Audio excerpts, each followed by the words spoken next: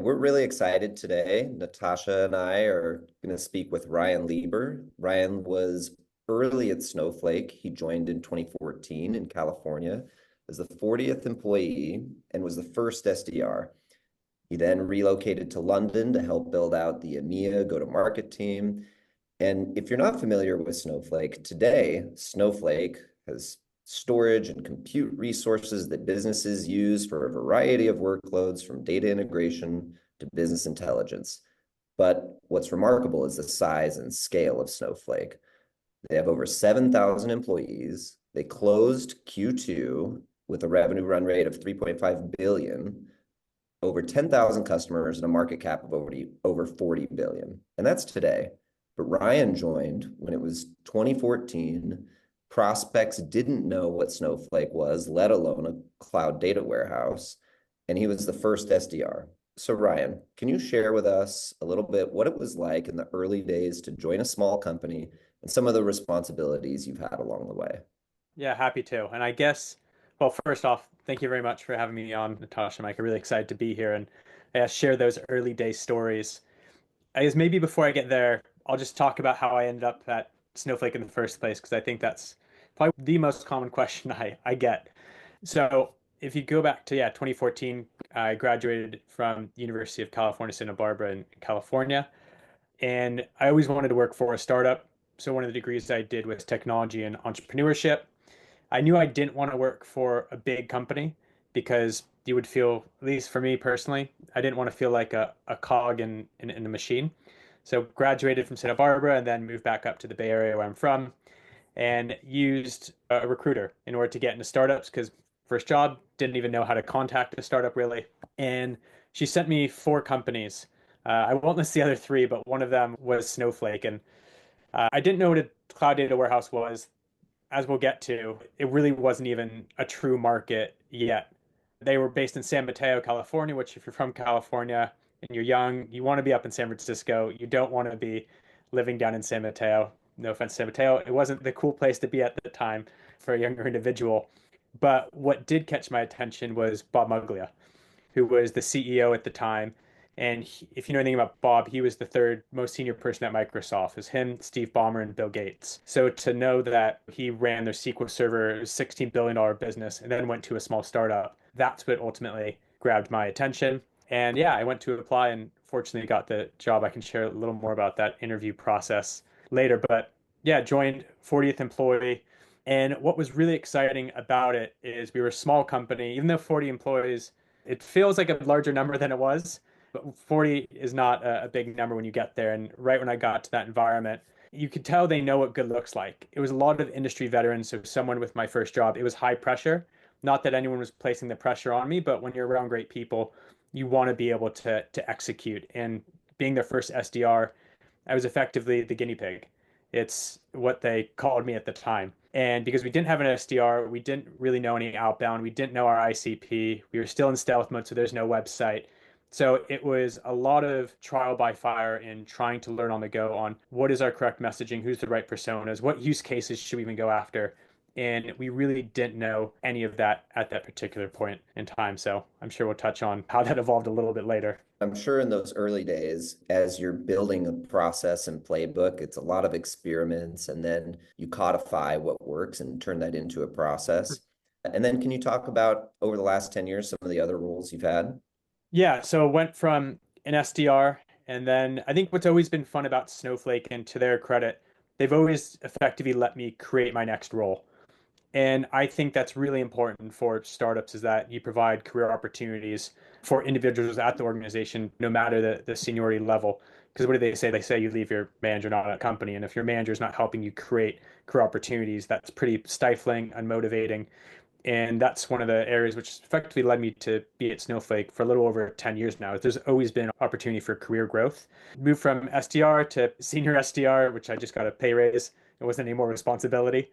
And effectively at that time, then we said, hey, we need to create an inside sales team. We had a few people from account executive perspective who were in the field, but we really didn't have anyone just to go after those more mid-sized accounts who didn't have any experience. So I became our inside sales of Director East. They didn't really care what our title was. It was, seem bigger than you are. And that was our motto at the time. In late 2016, our CRO, Chris Dugnan, effectively said, hey, we're going to open operations in Europe. If someone wants to go, there's going to be opportunities. So I created my business case. I asked Chris for a meeting. Was my initial manager at the time. And I said, hey, I want to go to London. And he said, you can go. And that was pretty much the conversation. And then I asked him if I could, I put a lot of effort into this business case. Can I at least share it with you? Moved to London in March 2017. We had four of us there on the ground on that day, and I think it was like March 13th or 14th. And that's what I call my X Factor year because I did sales, worked events, ordered catering. I was our IT person in Europe. It's the only job that I wanted to get fired from. I was the worst IT person, and people would join and not know that I was actually in sales, and they'd be like, wow, this IT guy is actually not very good and he doesn't know a lot about Apple laptops. And people would have to politely inform them saying Ryan doesn't actually do IT. He's just the only person in Europe who actually knows how to set up this laptop. And late 27, early 2018 was when I'd say life changed a little bit, which is when we got our first inbound lead from Israel. And they said, Ryan, why don't you cover it? And that was the beginning of a really fun but challenging career journey opening Israel for Snowflake. So did that for 3 years until we had about a $14 million ARR business. And 2021 passed it off to a local team because it got big enough at that point in time. But just for anyone who's joining a startup, I did partnerships in Europe at some point in time. As I mentioned, IT, catering. They still say my greatest legacy will be getting us a free Deliveroo for the office. So I'm not sure I'll ever beat that. But it was just, I guess, a lot around just staying flexible. And if you're going to grow with an organization, you have to be willing to wear multiple hats. That really is the beauty of working at a startup. There is more work to do than there is people to do it. Then there's always that tension point, isn't there, where you're used to running kind of all these different areas, but then there's a maturity level that kind of comes in and actually you start having to put people in place. It was really interesting hearing you speak because we want to be so intentional, right, with how we scale up the business, with how we launch international. But your story is a perfect example of actually a lot of the time it's opportunistic and inbound things come in and not necessarily what you were anticipating, and you have to jump on opportunities as and when they arise. And I'd say, yeah, one other learning there, especially if you're an early employee in sales, your territory only gets smaller. And you have to, I think, really be selfless and recognize that, yes, your territory is getting smaller, but ultimately adding more people to your territory is going to help from a brand awareness standpoint. More people are going to actually know about your business because you got double the amount of people trying to educate the market. And you do see salespeople who get territorial, who don't want additional people added, or yes, there's a moment of saturation, but I think when you're that small, you want more salespeople because ultimately they're going to help with the greater message of the company. So I used to have the whole world for sales, and so I've always just gotten smaller from there. It can only get smaller when you have the whole world to start. Yeah, exactly. I want to sort of rewind a little bit and go back to some of the early days. And you alluded to it a little bit, which was really interesting that when you joined 40 people, there wasn't actually any understanding yet of ICP, but they were still making a decision to hire an SDR and someone they wanted to figure it out. So where was the responsibility of, when you think about the responsibility of finding customers for a new company category? And with category creation, there's such a large amount of education and skepticism. Can you talk about how you guys at Snowflake approached that? As you said, you didn't know what a cloud data warehouse was when you started out. So for any startup founder or teams who are trying to build in a new category, do you have any guidance that would help them? Yeah, when I initially heard about Snowflake, I was doing that research. You couldn't Google cloud data warehouse because nothing even popped up on Google. And if you looked up data warehousing, it was very boring. And I was like, I can't believe this is the company I'm gonna apply for.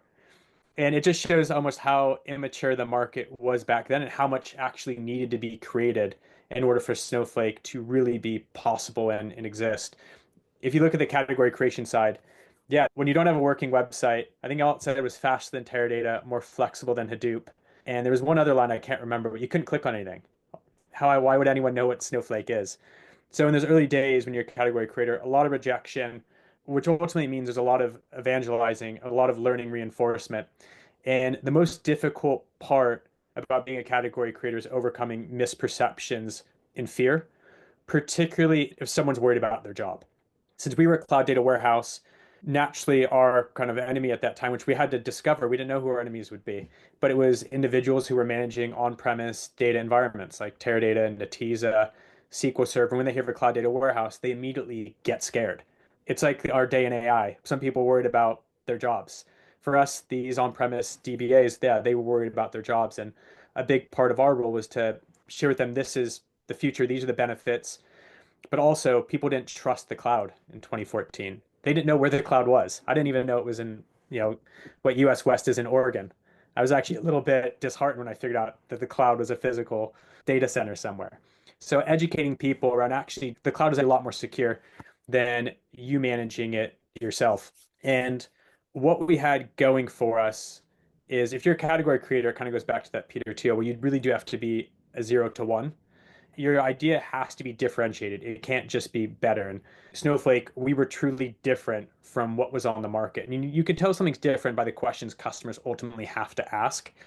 And fortunately, we were also very innovative with our separation of storage and compute. And that was the messaging we, through our education, that we were going to lead with. Back to your question around ICP. We did, shame to say it now, a lot of spamming at the time, setting up thousands of emails to go out before I went home, and poor people who were in our CRM because we didn't have a Salesforce administrator. So poor Joe Johnson was in our CRM 4 times. We'd get 4 emails from me, and I would not get very nice messaging back from him. So there was a lot of inefficiency with our outreach. But ultimately, after sending these thousands of emails, we were getting responses from ad tech companies, media, and gaming. And what we figured out was, one, these companies were more innovative. They didn't have as much technical debt. And two, they were getting a lot of semi-structured data. So JSON, Avro, XML, Parquet, Clickstream, which no other platform at the time could really ingest. And this is how we found our ICP. We really took signals from the market and who was actually responding to us. And that's how we got our first customers. It was White Ops, which is now Human, still a customer today. And oh gosh, and one other ad tech company. That's what we then honed our messaging on. Because at that time, we didn't care about the deal size. We just needed happy, referenceable customers. And especially when you're a category creator, it's really an education sale to begin with. And we knew if we could just get them to the demo, they were going to see the promised land and we were going to be golden. It was truly differentiated. So we got to the demo, they were like, wow, I think I heard them call it black magic about 3 times, which I was told by more senior people, Ryan, this doesn't happen. Data engineers who believe in science don't call technology black magic. And that's when you got a really exciting feeling like we are on to something here. I know this is probably a long-winded answer, but I'd say there's one more famous line which one of the early sales guys told me, and he said, Ryan, it's not our job to sell the religion and the Bible. And what he meant by that was, it's not our job to sell the religion of the cloud. If a company doesn't believe in the cloud, they're definitely not going to move their data to a cloud data platform. So we need to go after companies who already believe what we believe, and they're already open to the cloud. They already trust it. If you don't believe in religion, period, you're probably not going to go after Buddhism, Christianity. You're probably not going to be open to it. And that always stuck with me. And that's always what I tell founders is you have to go after people who already believe what you believe from their technology perspective. I think that's great that you ran all these experiments and you were able to find these people who had the religion of the cloud in these few verticals. And as you ran all these experiments with your thousands of outbound emails and started to get sales opportunities, that's how a sales process gets codified, is you just take those experiments and you start to run them, and that becomes the playbook. In the early stages of a company, and when founders, before they have a salesperson, they often are doing a lot of the sales themselves. And one framework that I know you use at Snowflake is MEDDPICC. And many founders, technical founders, may have never have heard of MEDDPICC. So can you talk a little bit about what that is in terms of the sales process and how MEDDPICC is used at Snowflake? Yeah, so we got, I'd say, lucky there where John McMahon, who was the head of our board, was, I think, the founder of MEDDPICC or one of the kind of key pillars of it. So we really got it ingrained in our business from day one. And if you're not familiar with MEDDPICC, it's a sales methodology that helps qualify deals and help move deals through the sales cycle. And it stands for metrics, economic buyer, decision process, decision criteria, pain, paper process, identify pain, competition champion. And I think I mentioned it twice in there, but you got the gist of it. And when I meet with founders, I'd say that's probably the number one piece of advice I actually give them is I ask them if they know MEDDPICC, particularly if they're doing founder-led sales.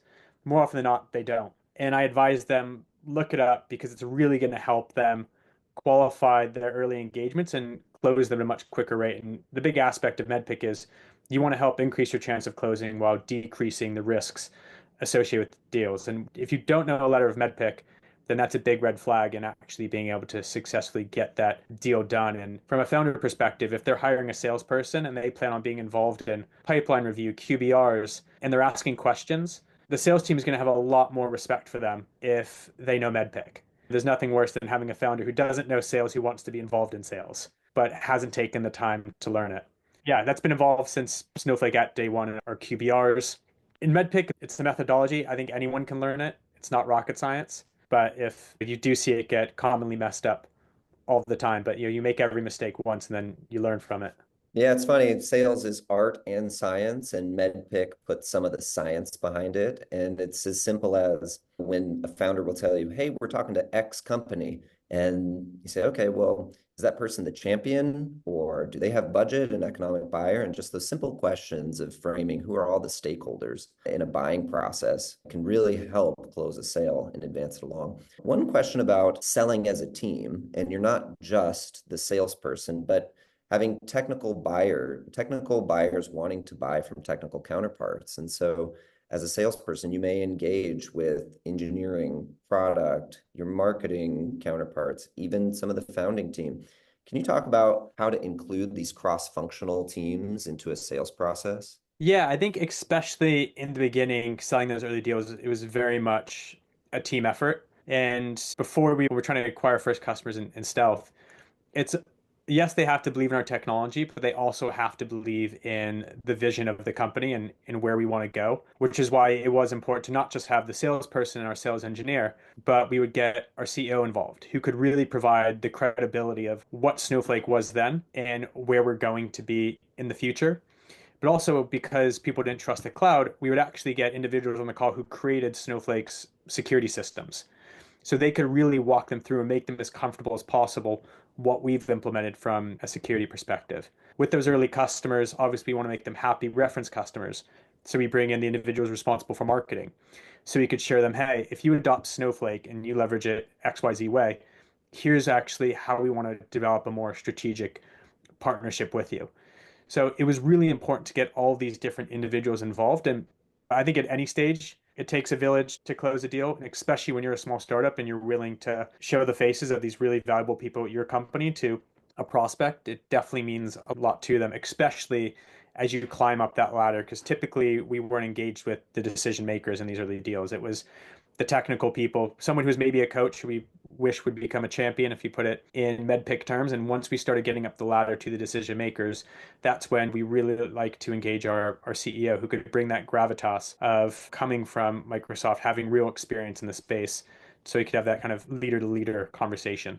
Was it at different parts of the sales funnel that you'd kind of intersperse those people? Because that's a lot of different people, right? I totally get and can see the value in having all of those different counterparts, whether it's marketing, security, CEO, etc., coming in. But how did you break down like almost when best to play that person in the various stages of your sales process? Yeah, I think it really would come in as we would put the proof of concept or MVP together, because obviously you don't want them involved too early, because then they've got their day jobs as well. So you really want to bring them in when the deal is qualified, I would say, and the customers bought in to actually trialing out Snowflake. And as you go through and put that evaluation together, say security is going to be one piece of it.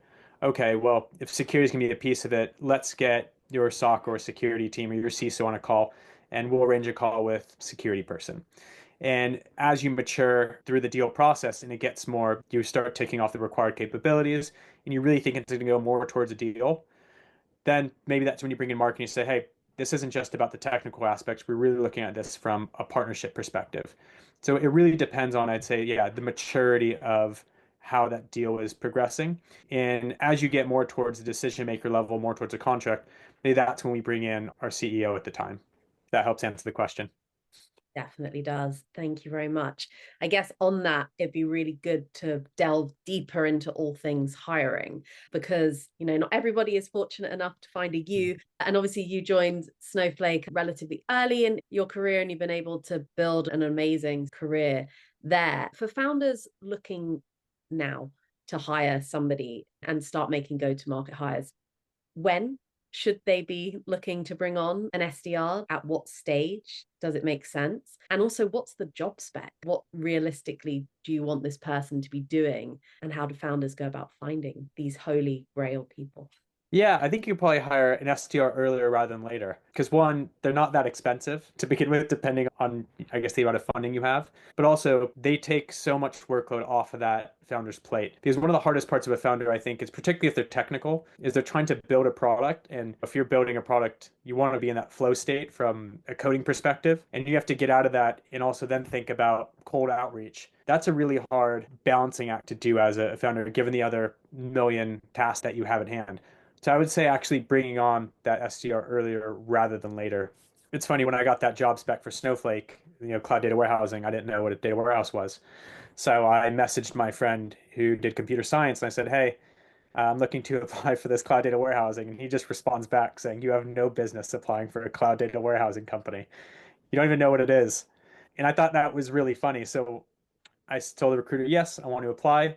And then I started my research on what was a data warehouse to begin with. So I went into that interview and I started to waffle about what I thought a data warehouse was. And, Chris just stopped me.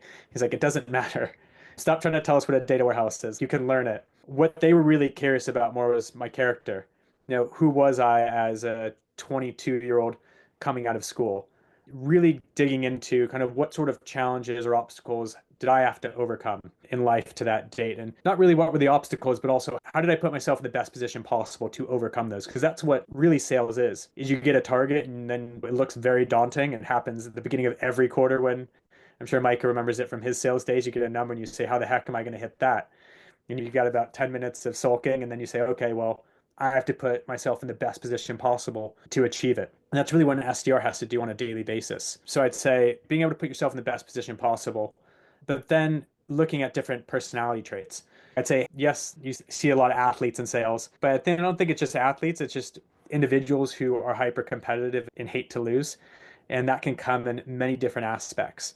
And that's a really key component of an SDR, someone who's not content with not hitting your quota meeting for the week. But the other part of that is having that growth mindset, saying, well, if I need to get 6 meetings a week, I'm going to shoot for 8, bringing that positive energy because you're just getting kicked to the floor every single day.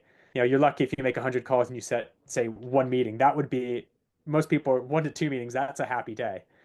And you really need to be able to create that positive mindset. And at that age, you need to be coachable because you don't know anything. So you need to have, I'd say, positive managers, people who are willing to dedicate the time, but you also have to soak in what they're telling you and be able to apply it quickly. And the last part is I say being curious, because really being an SDR is just about asking questions and making the customer feel like you want to understand their business better, and then be able to put it in a format where your technology can actually solve their business pains. So interesting, and so many useful insights and things to take away from that in terms of even just questions you should be asking when hiring for people in these roles, right? Less about the technological depth of your understanding, but actually interrogating their mindset and how they're overcoming adversity. Thinking about maybe when those hires haven't always gone right, or you haven't found necessarily the right people. Do you have any red flags you can share with early salespeople who perhaps didn't work out? Yeah, happy to. And it's funny thinking back now that I was, 23 years old, but I get pulled in to interview a 30-plus-year-old AE applying for the role. But I'd say, yeah, I think 2 red flags probably come to mind. And maybe it's less with SDRs and actually more towards AEs, where if you're looking to hire someone for sales and they come in and they really start talking about the great network and contacts that they have, I think it feels like 9 times out of the 10, those contacts dried up immediately, or if they were coming from someone who from a field which wasn't actually relevant to Snowflake, they call up that individual and they say, well, I worked in CRM. Like, no, I actually don't know anyone on the data platform side. So I'd say people who really talk about their network, and if they talk about their network and contacts, I typically saw that associate with them not being open to actually prospecting and doing cold outreach because they did that at their last job and they felt like they built up this contact base and they don't need to do it again. So I felt like that was, I'd say, a big red flag. And oh gosh, what was the Well, I'll add one, and I agree with you. The Oh, Rolodex-based salesperson, as you said, there's a time decay on these networks. They may not be hungry, and if hunger and grit are a key component of the job, maybe they don't have the fire in the bell anymore. I would add a red flag for me was simply quota attainment. And if you ask a salesperson, "Hey, how'd you do in your last job?" and they said, "I always achieved over my quota." Well, you have no idea what the conditions were behind that. They just have a yeah, great territory where they had bad teammate and they stole deals from their peers. And so, yes, every good salesperson should hit their quota. That should be table stakes, but no hiring manager or founder should have stars in their eyes for someone just because they overachieved their quota. It can be a misleading indicator. true. And no, that's extremely true. I can say I never got a deal given to me, unfortunately, in my entire time, which also comes when you're on the leading edge, there's nothing to get given to you, which is the downside of it. But I did remember the second red flag, and this is, I think, really common for founders who are trying to hire experienced salespeople where they come from big companies or they come from companies that have brand awareness and name recognition. Because if you come from, say, Stripe and you're going, you join Stripe later, come from a big company, you're actually going to a very small payment startup now. You go in, you say, "Oh, what do you mean they don't know who we are? They're not going to answer our emails right away."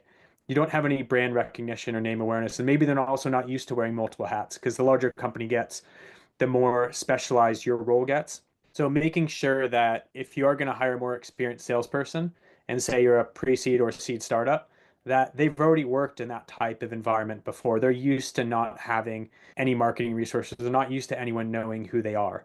And they're used to dealing with, maybe lack of a better chaos of the role and being open to wearing multiple hats. That's a really common mistake that I even saw in our early days where, you hire someone, say, from Oracle and they're joining Snowflake and no one knows who Snowflake is, but everyone knows who Oracle is. And they're not used to proving that our company is reputable. For sure. Someone who was effective in a resource-rich organization may join a resource-constrained organization and say, "Where's marketing to help me with a webinar?" Or "Where are my training videos?" And you say, "Hey, this is a startup. You have to build all that yourself. We all have multiple jobs." If a founder had just hired their first AE and first SDR, what kinds of metrics would you recommend that founder to put in place? Would it be calls booked, pipeline, qualified meetings? What is a qualified meeting? What are some of the metrics founders should be keying in on? Yeah, I'd say from the SDR side, there's probably three buckets. There's, I'd say, activity-based metrics, then you've got lead and quality pipeline metrics, then conversion metrics. So you mentioned one of them, activity-based metrics. You want to find that balance of velocity and quality because you don't want to spend 30 minutes writing every email. Most often not, that person's not going to respond. So you need to find that correct balance. So keeping track of how many cold calls you're making, how many emails you're sending, let's say how many messages you're sending on LinkedIn, finding that right balance, particularly in Europe, where it feels like every country, I'd say, has their own nuances in terms of what mediums they like responding on most. So I'd say that's a really important aspect to keep in mind. And if you're a startup and you're fortunate enough to have inbound marketing activity going, having like a 40-hour SLA where if an inbound lead comes, you make sure you respond within 48 hours. Otherwise, that person may completely forget what they actually filled out. And I'd just say on the activity-based side, making sure that SDRs are efficient with their time is probably the most important aspect to it. And one, I'd say, habit that we found helpful was setting blocks of like 2 to 3 hours. Where 2 to 3 hours, there's a very common theme for your pipeline outreach, saying 1, 2 to 3 hour, you're just cold calling a particular persona in a particular industry. And that way your mindset and your talk track is solely focused in that area. If you're bouncing around to different use cases, industries, I'd say personas all within the same time frame, that's really hard to keep track of. So I always advise SDRs to make it easy on yourself. Find a common pattern for your outreach for that particular day or that particular block of time. If you're just going to email for 2 to 3 hours, great, set up your cadences for a specific topic during that time. Otherwise, you're trying to keep track of multiple talk tracks, arguments, rebuttals, challenges in your head. So make it easy on yourself. I'd say on the second point, just kind of lead quality and metrics or pipeline metrics. If you're a small startup, you don't really have a CRM. So you really need to build that out and keep track of how many contacts is your SDR adding to that CRM per day. And similarly, make them focused on a particular industry and titles that they're just going to go after. If you're developing a front-end analytics tool, you're just adding BI managers for that block or period of time. But you talked about qualified meetings. I think that definitely does change as you mature as a company. When we were in stealth, from an SDR perspective, we had to set 6, I'd say, qualified meetings per week. And qualified meant anyone who was within the realm of data. It was very broad. And at that point in time, we just wanted people to listen, to hear about Snowflake, give us their feedback. Maybe it would lead somewhere. And if anything, we learned more giving those pitches at that point in time because we got to hone our message. We could see what resonated, what didn't. And, we weren't going to be landing the top prospects at that point in time. So I think it's really important just to be having conversations. Once we went more towards GA, that's when we shifted towards sales qualified opportunities setting meetings. So we actually got a lot more focused and specific with who are we actually going to qualify as a meeting? What were we going to pay SDRs on? And it wasn't just going to be you set a meeting with Joe XYZ from a consultancy who will never be a potential customer. It was, no, you actually have to set someone within a relevant industry, and then we'll pay you if they've got budget, relative position of authority, and a timeline. Those are really the 3 criterias and how we said, hey, this would be a sales qualified opportunity that we would then pass to an AE. And I'd say one other metric just on the pipeline metrics is just show rates. Because when you're cold calling, the show rate is a lot lower because you're more or less maybe bullying someone into saying, yes, I'll have a meeting with you. So really keeping track of who's actually showing up to those meetings. And then just the third, I mentioned the 3 buckets, I'd say like lead conversion. So lead to opportunity conversion rate. How many of the leads which you're actually setting up for your AE are converting into opportunities? And if it's a really low rate, then maybe you're not aligned on what's the correct persona that you should be targeting. If it's high, great, high alignment with the AE, and you're targeting the right individual who actually has a project that's relevant for your particular company. There's so much that you just said around show rates, activity blocks, lead qualification being so broad early just to hear the voice of potential prospects and then dialing it later as you get sales qualified or SQLs. There's so much there to put that founders can use to put in their early stage sales teams. One other question that founders have, and they get conflicting advice, is when to bring on the sales leader or senior hire. One school of thought is bring on someone who's been there and done that. And the other is, hey, bring on the more junior person who punches above their weight and then layer over them as the organization scales. Snowflake has a unique story in that one of your first sales hires and VPs of sales, Chris Degnan, is now the CRO. So how do you think early stage founders should approach making their first senior sales leader hire? Yeah, I think Snowflake did it really perfectly with Chris, where they brought in someone who had strong sales experience, but was also someone who really wanted to get their hands dirty in the sales process, and someone who was very humble, still coachable, and wanted to be involved in the action. They weren't above cold calling, trying to set meetings on their own. And then they let Chris evolve into becoming our CRO. He's done a fantastic job. And I really don't think you want to bring in someone who's going to come in and be the CRO. And then they're going to bring in people below them because ultimately it may lead to that particular persona sitting in an ivory tower and being above, picking up the phone and calling, actually reaching out to people on LinkedIn, writing cold emails from scratch. I think if you want to get the best bang for your buck, you hire someone who will do that work all on their own and then let them progress and earn the title of CRO one day. Sounds like a player coach more than For just sure. an architect.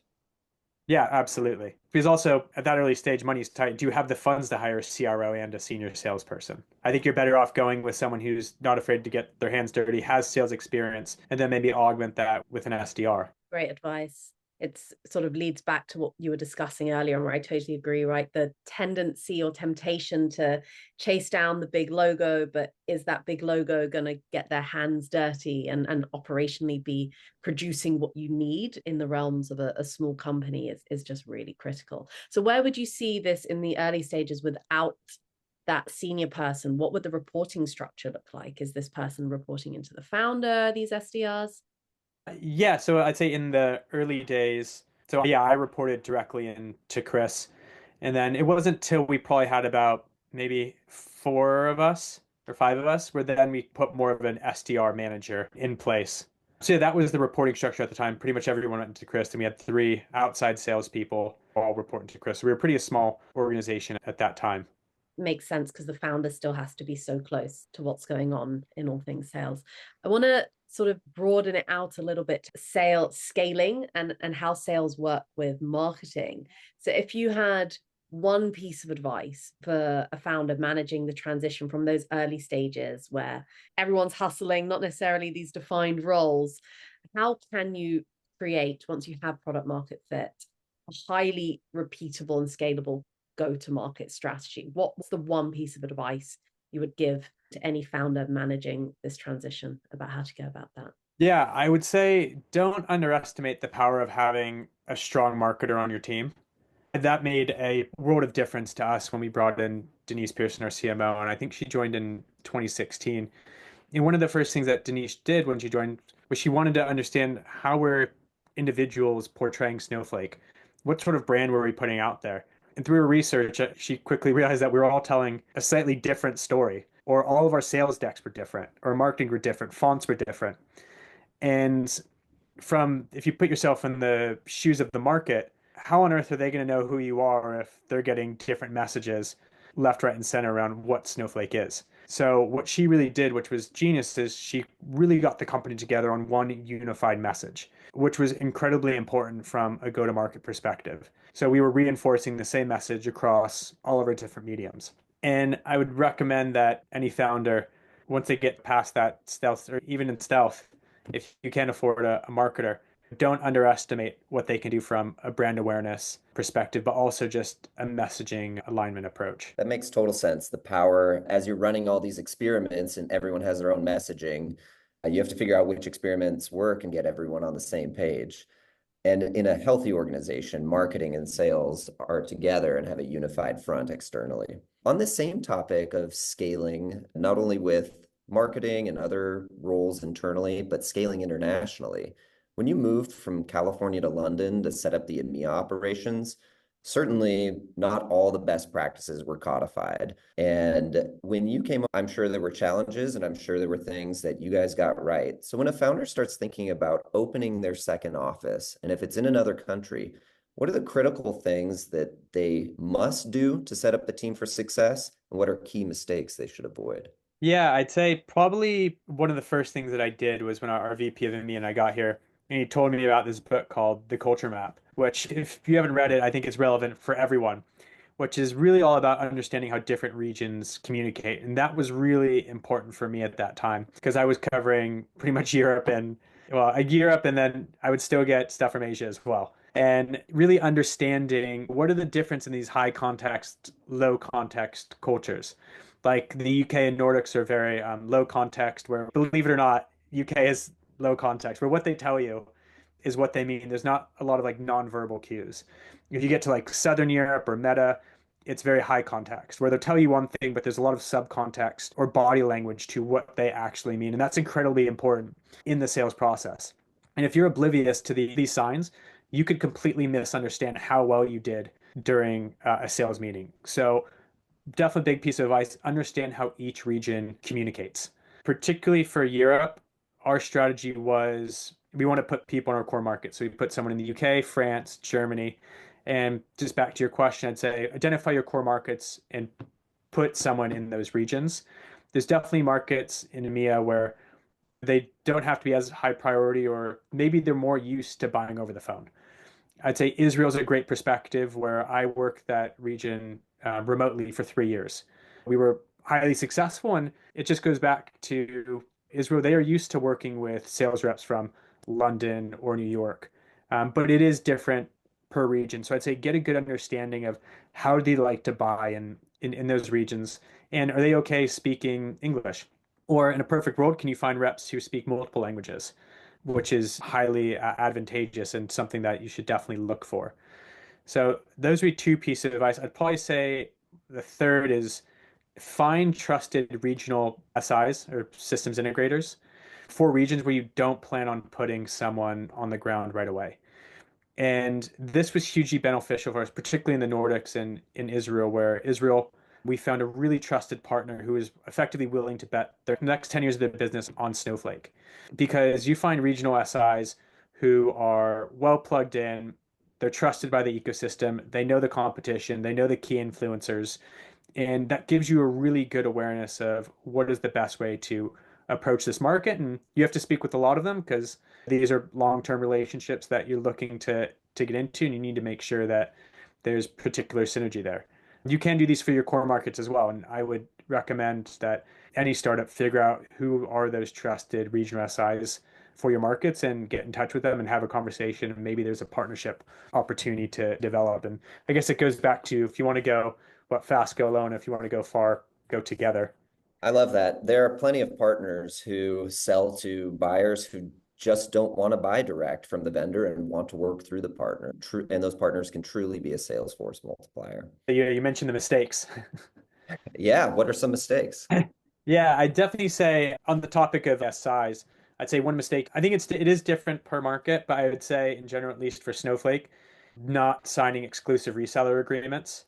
We definitely got approached with those a number of times. Some SI would say we're the best in the region. Here are the logos we work with. Sign exclusivity to us. And we never did. And it's hard in those moments because you get distracted by the great logos. But ultimately, the best thing we did was say, hey, if you want to work with us, ultimately, we're not going to sign exclusivity. And you'll come back to us if we do our job correctly. And every time it did. They come back 2 or 3 years later saying, actually, we want to work with you guys. Don't worry about the exclusivity. So really keep your options open because you never know how a market's going to develop. And I would say the second mistake to avoid is make sure that if you are putting a salesperson in region, that you're setting them up for success and that the market is mature enough and ready for them. I'd say, particularly if we look to the US, 2014, the West Coast and New York, much more advanced in terms of cloud adoption. We hired people for the Midwest, the South, even the Mountain West, like Colorado, those areas. And there was just no cloud adoption at that time. And it goes back to that religion and the Bible. So we put people who were all of a sudden trying to tell them that the cloud was great. So they might as well have worked for AWS. But unfortunately, we did not set those individuals up for success. Not that they weren't great sales individuals or hires. It's just the market wasn't ready for them. So if you are looking to physically put a person in the market, really do your market due diligence and make sure that that particular market is mature enough for your technology. Because I think Yeah, that is a common trap. it's always better to sell to a market from abroad and validate that they're ready to purchase before you just parachute someone in cold and expect them to unlock the thing. Well, so you've had a variety of roles at Snowflake, and today you help run a startup program. Can you share more about what that is and how startups and founders can benefit from it? Yeah, never thought you'd ask. Yeah, I lead our Snowflake startup program. Effectively, our vision is to have the next generation of data intensive startups all building their data applications, running their AI, ML workloads, all on top of Snowflake's data cloud. And the reason that we created the program is to really help enable and accelerate the success of these startups for when they get to that point of mass scale, fast growth. And I'd say finger in the air, probably about 60% of the startups we work with are coming from platforms like MySQL, Postgres, RDS, frankly, because they're really easy to get started on. But once your startup starts to scale, that's when issues related to performance, scalability, total cost of ownership, and your valuable founder CTO is becoming a DBA again. And how we help startups, we provide them with a certain number of credits, but I would say the real value is that we've got architects on our team who are designed to help these startups design their data applications or AI ML workloads. So they are providing the best end customer experience that they can. And then we've got a number of different self-service marketing options because we want to help these startups effectively use the Snowflake brand to be bigger than they are.